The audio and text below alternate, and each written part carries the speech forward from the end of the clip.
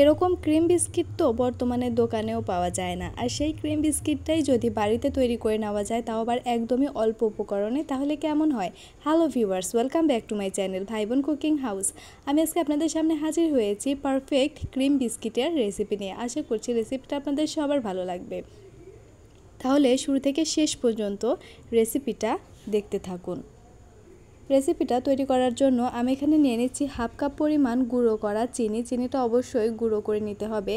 নিয়ে নিচ্ছি 1 কাপ আটা, পরিমাণ মতো লবণ আর হাফ কাপ পরিমাণ সাদা তেল। এখানে আমি কোনো পানি ব্যবহার করব না, এই তেলটা দিয়েই আটাটা মাখিয়ে নেব। অবশ্যই 1 কাপ আটার জন্য হাফ কাপ তেল ব্যবহার করতে হবে। ভালোভাবে আমি মাখিয়ে নিচ্ছি। মাখিয়ে নেওয়া হয়ে গেছে। এবার আমি একটি প্লেট নিয়ে নিচ্ছি স্টিলের, আর প্লেটটার গায়ে ভালোভাবে তেল মাখিয়ে নিচ্ছি।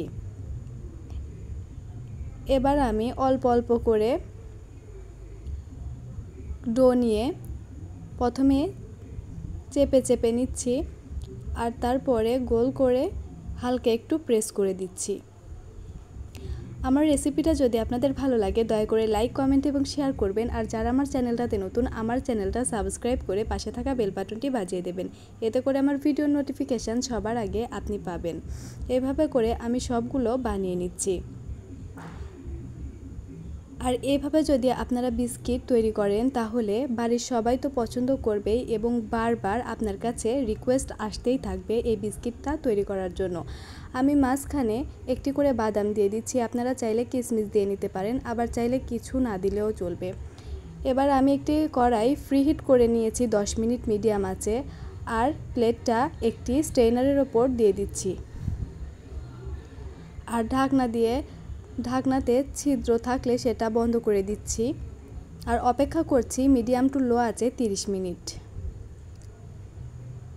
30 মিনিট পর বিস্কিটগুলো হয়ে গেছে, আর এটা প্রথম পর্যায়ে খুবই নরম থাকবে, কিন্তু ভয় পাওয়ার কিছুই নেই। আস্তে আস্তে এটা স্বাভাবিকভাবে শক্ত হয়ে যাবে।